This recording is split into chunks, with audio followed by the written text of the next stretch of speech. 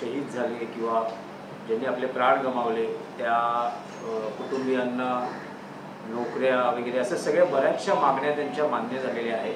काय पहिली प्रतिक्रिया मनोज जरांगेंचं उपोषण आता काल संपलं? एक लक्षात घ्या, मुंबईमध्ये मनोज जरांगे यांच्या नेतृत्वाखाली मोठ्या प्रमाणात मराठी बांधव आले. त्यांच्या मागण्या होत्या आरक्षणासंदर्भात. पावसात चिखलात मनोज जरांगे आणि त्यांचे लोक आंदोलन करत होते. आता काल सरकारनं त्यांच्या मागण्या मान्य केल्या आणि आमच्या मागण्या मान्य झाल्या. याबाबत आंदोलक आणि नेते जरांगे पाटील समाधानी असतील तर आम्ही समाधानी. जर शेवट गोड झालेला आहे आणि स्वतः आंदोलकांनी गुलाल उधळलेला आहे, तसा गुलाल तो नवी मुंबईतसुद्धा उधळला होता. आता नवी मुंबईतल्याला उधळलेला गुलाल आणि मुंबईत उधळलेला गुलाल याच्यामध्ये काय तफावत आहे तेवढं मला एकदा अभ्यासात म्हणून पाहावं लागेल, पण आम्ही त्यात पडणार नाही. स्वतः मनोज जरांगे पाटील यांनी देवेंद्र फडणवीस यांचे आभार मानलेले आहेत. ही अत्यंत चांगली गोष्ट आहे. देवेंद्र फडणवीस यांनी जो तोडगा काढला आणि मनोज जरांगे पाटील यांचं समाधान झालेलं असल्यामुळे त्यांचं समाधान हे सगळ्यांचं समाधान. उपोषणाला ते बसले होते 5 दिवस 6 दिवस. त्याच्यामुळे त्यांच्या यातना त्यांचा क्लेश सरकारनं संपवला असेल तर आम्ही सरकारचं सुद्धा अभिनंदन करतो. ओबीसी समाजाच्या आरक्षणाला धक्का न लावता हे आंदोलन दिलं गेलं आहे असं एक प्राथमिक मत व्यक्त होत आहे. पण ओबीसी समाजाचे नेते विशेषतः भुजबळ असं म्हणत आहेत की जो GR काढलेला आहे त्याचा पूर्ण अभ्यास करून नंतर भूमिका मांडणं योग्य ठरेल किंवा ते तसे. त्यांचं म्हणणं बरोबर आहे. छगनराव भुजबळ यांचं म्हणणं अत्यंत बरोबर आहे की जोपर्यंत पूर्ण अध्यादेश हातामध्ये येत नाही तोपर्यंत कोणीही या संदर्भामध्ये आकांतांडव करू नये. सर्व समाज हे मराठी बांधव आहेत, लक्षात घ्या. ओबीसी असतील, मराठा समाज असेल, हे शेवटी मराठी बांधव आहेत या महाराष्ट्राचे. आणि हिंदू हृदय सम्राट शिवसेना प्रमुख बाळासाहेब ठाकरे यांचा विचार जर आम्ही मान्य करत असू तर ही मराठी माणसाची भक्कम एकजूट जातीपातीच्या मुद्द्यावर कोणीही तोडण्याचा प्रयत्न करू नये. मग ओबीसी, मराठा, मराठेतर, घाटी, कोकणी, 92 कोळी, 96 कोळी, ब्राह्मणेतर, अस्पृश्य हे भेद गाडून मराठी माणसाची भक्कम एकजूट या महाराष्ट्रामध्ये राहायला हवी हे बाळासाहेब ठाकरे माननीय शिवसेना प्रमुखांचं म्हणणं आहे आणि होतं. आणि त्यानुसार आम्ही काम करणारे माणसं आहोत. मुंबईमध्ये हजारोच्या संख्येने हे मराठी बांधव आले. आम्ही त्यांचं स्वागत केलं. मुंबई तुमचीच आहे सांगितलं.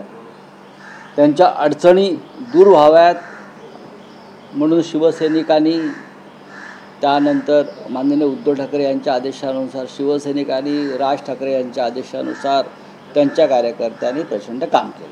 त्याचबरोबर जरांगे पाटील मुंबईत येण्याच्या अगोदर मुंबईतले भाजपचे नेते त्यांची कुचेष्टा करत होते. ते येऊन काय करणार, ते अजूनही कुचेष्टा करतायत. परंतु आता मात्र ते अजूनही जरांगे पाटील यांच्या मागून त्यांची कुचेष्टाच करतायत. भाजपचं जे म्हणणं आहे पडद्यामागचे ते फार वेगळं आहे. हां, त्यांचा दृष्टीनं असं आहे की आम्ही कसं जरांगेंना बाहेर काढलं, जोपर्यंत अध्यादेश येत नाही तोपर्यंत त्याच्यावरती बोलणं आता योग्य नाही. या क्षणी स्वतः जरांगे पाटील समाधानी आहेत, कारण यातना आणि क्लेश त्यांच्या शरीराला आणि मनाला होत होते. त्यांचे प्राण कंठास किंवा त्यांचा जीव पणाला लागला होता. त्याच्यामुळे जर सरकारनं तोडगा काढून त्यांचं उपोषण सोडायला लावलं असेल आणि त्यांचे प्राण वाचवले असतील तर त्याचं स्वागत केलं पाहिजे. भारतीय जनता पक्ष हा दुतोंड्या गांडोळासारखा पक्ष आहे. जेव्हा जरांगे पाटील इथे आले तेव्हा त्यांची भाषा वेगळी होती. ती कोणत्या प्रकारची हीन दर्जाची भाषा होती ही भाषा एकदा नरेंद्र मोदी यांनी ऐकायला पाहिजे. बरोबर आहे, आज मोदी रडतायत की त्यांच्या आईसाहेबांना कोणीतरी शिव्या दिल्या असं म्हणतात, माझ्या आईला शिव्या दिल्या. इथे जरांगे पाटलांच्या संदर्भात किंवा मराठा समाज बांधवाच्या संदर्भात भारतीय जनता पक्षाचे नेते कोणती भाषा वापरत होते याचं चित्रण मोदींनी ऐकलं पाहिजे आणि पाहिलं पाहिजे. त्याच्यामुळे मी भारतीय जनता पक्षात दुतोंडी गांडूळ आहे असं का म्हणतो आपल्याला कळेल. तुम्ही जेव्हा जरांगेजी इथे आले, पाटील इथे आले, तेव्हा ज्या टोकाचा द्वेष पसरवण्याचा प्रयत्न केला, ज्या टोकाची अत्यंत घाणेरडी भाषा वापरली, सगळ्यांनीच वापरली. एक देवेंद्र फडणवीस सोडले तर सगळ्यांनी ही भाषा वापरली. मी देवेंद्र फडणवीस यांच्या संयमाचं कौतुकसुद्धा करेन की स्वतः नेत्यांनी आंदोलकाच्या फडणवीस यांच्यावर जी टीका केली, ज्या जहरी भाषेत टीका केली, तरीही राज्याचे मुख्यमंत्री म्हणून त्यांनी अजिबात संयम सोडला नाही, हे कौतुकास्पद आहे. पण त्याच वेळेला भारतीय जनता पक्षाचे बाहेरून आलेले नेते सगळे, त्यांनी ज्या प्रकारे जरांगे पाटील आणि त्यांच्या लोकांविषयी भाषा वापरली, ती भाषा समर्थनीय आणि नंतर लगेच त्याचं श्रेय घ्यायला तयार आहेत.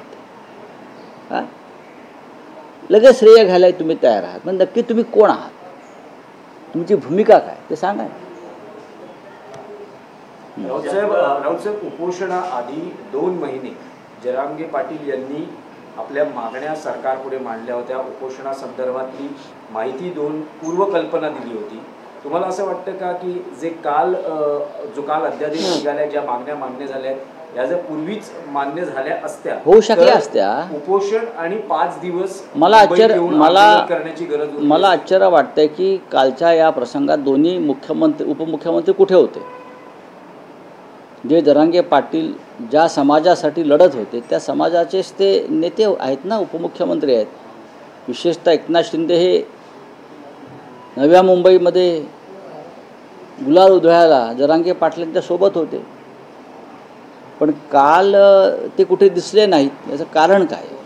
नाही, यालाच एक ॲड करून सांगतो की काल जरांगे पाटलांची इच्छा होती की मुख्यमंत्री उपमुख्यमंत्र्यांनी त्यांचं उपोषण सोडण्यासाठी व्यासपीठावर यावं, पण त्यावेळेस ते मान्य झालं नाही, कारण प्रत्येक नेता हा वेगवेगळ्या ठिकाणी होता असं सांगण्यात आलं. नाही, नेता जरी वेगवेगळ्या ठिकाणी असला तरी महाराष्ट्राच्या राजधानीमधला हा अतिगंभीर असा प्रसंग होता. अशा वेळेला महाराष्ट्राच्या राजधानीत सगळ्यांनी राहणं गरजेचं होतं. कायदा सुव्यवस्थेचा प्रश्न होता, मुंबईच्या संदर्भातले काही प्रश्न त्यात निर्माण झाले होते, हायकोर्टामध्ये सुनावणी सुरू होती. अशा वेळेला मुख्यमंत्री आणि दोन्ही उपमुख्यमंत्र्यांनी परिस्थितीवर नियंत्रण ठेवण्यासाठी कधी भडका उडू शकत होता, मुंबईतच थांबणं गरजेचं होतं. स्वतः देवेंद्र फडणवीस हे या वाटाघाटीमध्ये गुंतले होते, हे मला माहिती आहे की कशा प्रकारे यातून मार्ग काढायचा, सर्व हायकोर्टाच्या निर्णयानंतर कशा प्रकारे आपण त्यातून पावलं टाकली पाहिजेत, किंवा उपसमितीने कोणती भूमिका घेऊन जरांगे पाटलाकडे जायला हवे, यासाठी स्वतः देवेंद्रजी मुख्यमंत्री राज्याचे पडद्यामागे काम करत होते. हे मी अगदी जरी मी त्यांचा टीकाकार असलो तरी हे मी सांगू शकतो. कालचं संपूर्ण श्रेय जे आहे हे देवेंद्र फडणवीस यांचंच आहे. आणि या संदर्भात त्यांच्या ज्या सहकार्याने जरांगे पाटलांना किंवा त्यांच्या आंदोलकांना अपशब्द वापरले, त्यांनी हे लक्षात घेतलं पाहिजे. पण एकनाथ शिंदे आणि त्यांचे लोक, अजित पवार आणि त्यांचे लोक हे काल कुठे होते? ते त्या आनंद सोहळ्यामध्ये का सहभागी झाले नाहीत? की त्यांना हा आनंद सोहळा मान्यच नव्हता की हे प्रकरण अजून चिघळत राहावं आणि देवेंद्र फडणवीस मुख्यमंत्री अडचणीत यावेत, असं काही योजना दुसरे लोक करत होते का? हे काल प्रकर्षानं जाणवलं. की ज्या मातबर मराठा नेत्यांना जमलं नाही ते फडणवीस यांनी करून दाखवलं, अशा प्रकारचे ट्विट आता येत आहेत. नाही, हे ट्विट करणारे भारतीय जनता पक्षाचे कोणते एकनाथ शिंदे आणि अजित पवारांना टार्गेट करणारे आहेत. मुळात उपोषण नक्की संपलेलं आहे, आंदोलन संपलेलं आहे. 8 पैकी 6 मागण्या मान्य झालेल्या आहेत. पण मराठा समाजाचे जे इतर नेते आहेत, मी ऐकत होतो त्यांचा आज काही भाष्य, जे या आधी आंदोलन करत होते किंवा कोर्टात लढत होते, त्यांच्या भूमिका या मागण्यांसंदर्भात वेगळ्या आहेत. त्यांचं म्हणणं आहे की आम्हाला काय मिळणार नाही याच्यातून, पण जोपर्यंत संपूर्ण अध्यादेश हाती येत नाही तोपर्यंत त्याच्यावर भाष्य करणं योग्य नाही. पण राऊतसाहेब, तुम्ही कसं विश्लेषण कराल? मी अजिबात विश्लेषण करत नाही. आधी राहिलेले मुख्यमंत्री विशेषतः शरद पवार, उद्धव ठाकरे आणि एकनाथ शिंदे यांनी घेतलेले निर्णय आणि आता फडणवीसांनी घेतलेला अध्यादेशाचा निर्णय, याआधी या फडणवीसांनी निर्णय अशा घेतला. प्रकारचा निर्णय घेण्याशिवाय फडणवीस यांच्यासमोर कोणताही पर्याय नव्हता, हे पण तुम्हाला मी सांगतो. हायकोर्टानं दिलेल्या आदेशानंतर आंदोलनाची कोंडी फोडण्यासाठी काल जे निर्णय घेतले ते निर्णय त्यांना घ्यावेच लागले असते. म्हणजे न्यायालयाचा दबाव होता, त्यामुळे सरकारला या न्यायालयाचा न्यायालय फटकारत होतं. मग आंदोलक असतील किंवा सरकारही असेल, यांना जे ओढले जात होते, न्यायालयाचा दबाव होता. न्यायालयाच्या माध्यमातून सुद्धा हा प्रश्न सोडवण्याचा प्रयत्न झाला आणि ते चुकीचं असं मला वाटत नाही.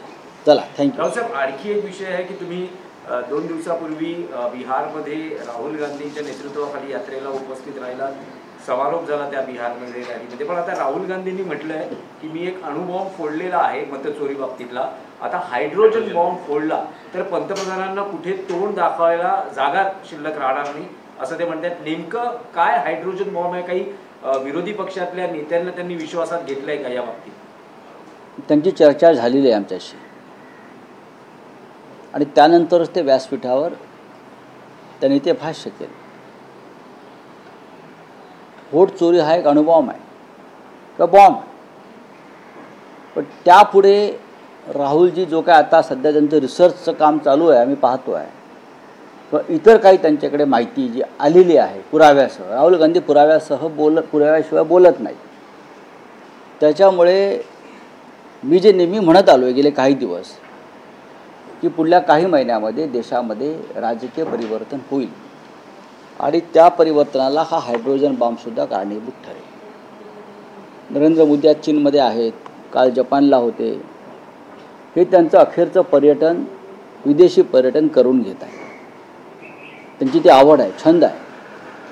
देशात आले आणि माझ्या आईला शिव्या घातला म्हणून रडू लागले. देशाच्या प्रश्नावर बोला. अनेक प्रश्न आहेत, रडताय कशाला?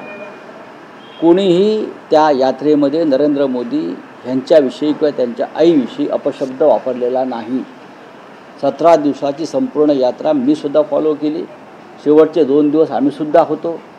कुठेही अशा प्रकारचा त्यांच्या आईसंदर्भात किंवा त्यांच्या संदर्भात हा शब्द वापरलेला गेला नाही.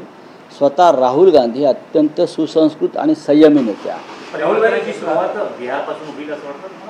परिवर्तनाची सुरुवात नक्कीच. राहुल साहेब, आणखी एक विषय होता की गेले अनेक दिवस चर्चेत असलेले आणि जो विरोधी पक्षाचा आरोप होता की धनकड आहेत कुठे. काल परवा त्यांच्या गाड्यांचा ताफा हा उपराष्ट्रपती हरियाणामध्ये गेलेले आहेत. हरियाणा आहे, त्यांचं स्थलांतर करण्यात आलेलं आहे. काही माहिती आहे का त्यांच्या बाबतीत की नेमकं काय होतं? आता आमच्या माहितीनुसार ते हरियाणामध्ये अभय चौटाला यांच्या निवासस्थानी राहत आहेत, फार्म हाऊसला. पण अजूनही त्यांनी लोकांना दर्शन दिलेलं नाही. त्यांचा ताफा पाहिला तुम्ही असं म्हणतायत आणि अजूनही ते कोणाशी बोललेले नाही. आता आम्ही दिल्लीत जाऊ तेव्हा त्यांच्याशी संवाद साधण्याचा प्रयत्न करू. थँक्यू. चला.